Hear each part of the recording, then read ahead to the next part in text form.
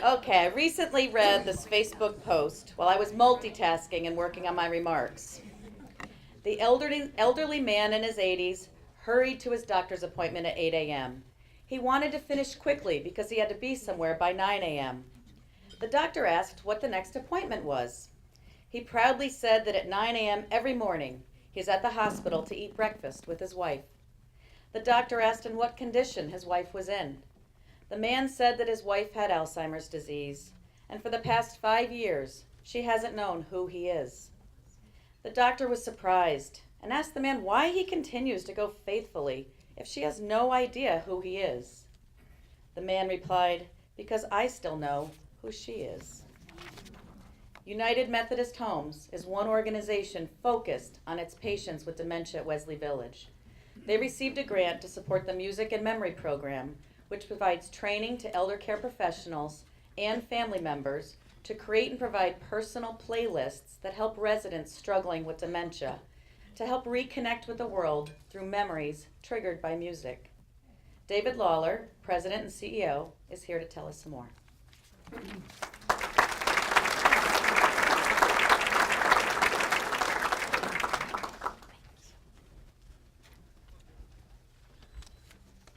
Boy, I could maybe use your help up here, maybe pinch hit for me. Intimidating crowd. We are so grateful to the Valley Community Foundation for supporting our work in lifestyle transitions where we care for those with memory impairment. Thank you so much for supporting our program. Music is a powerful thing. It can make us happy or sad. It can energize us. It can relax us. It can also trigger memories.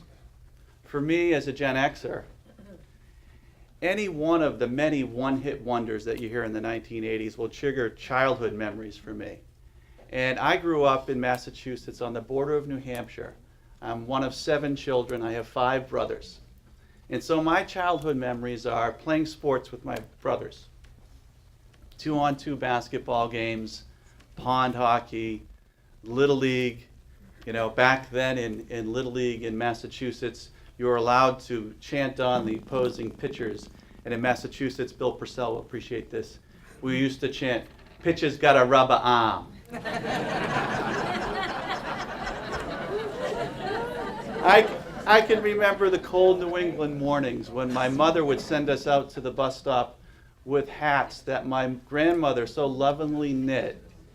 And she still laughs today as we walk to the bus stop, took our hats off and put them in the mailbox. I can remember coming home at the end of the day and smelling warm apple crisp that my mother had made and a house full of love. For those with dementia, memories like these stay locked away. The Music and Memory Program is a nonprofit organization dedicated to bringing personalized music into the lives of the elderly as a gateway to unlocking memory. We first became aware of this program through a film called Alive Inside. And maybe some of you have seen Alive Inside, but it's a documentary on severe Alzheimer's disease. Residents who are despondent, who can't communicate with another person. And you can visibly see the change in their reaction as they listen to music. They become alive. They engage with their caregivers, and you can learn from them. After we saw this film, our staff said, we've got to do this. We have to figure out a way to implement music in our programming. We sat down with Sharon to talk to her about how could we make this happen. And through those conversations, we were awarded this grant, and we are so thankful. After buying all the equipment and training 15 of our staff in the philosophy of the program, we've become a certified site location of the Music and Memory Organization. Next, the fun began. We got to roll this out to our residents. We had great pleasure in sitting down with our residents, their friends and their families, and asking them, what was the music of their life? What did they listen to in their teenage years?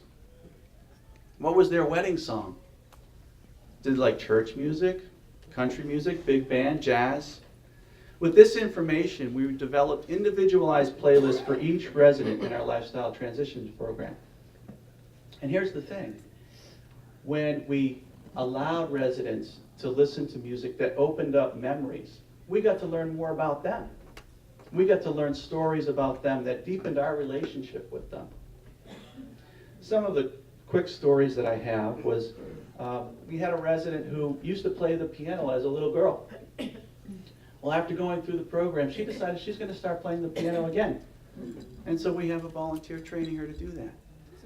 We learned of another resident who his story about how he met his wife in Germany at a dance, and the music that was played there, and the story that followed of learning German and ultimately marrying this woman, and the story of his life.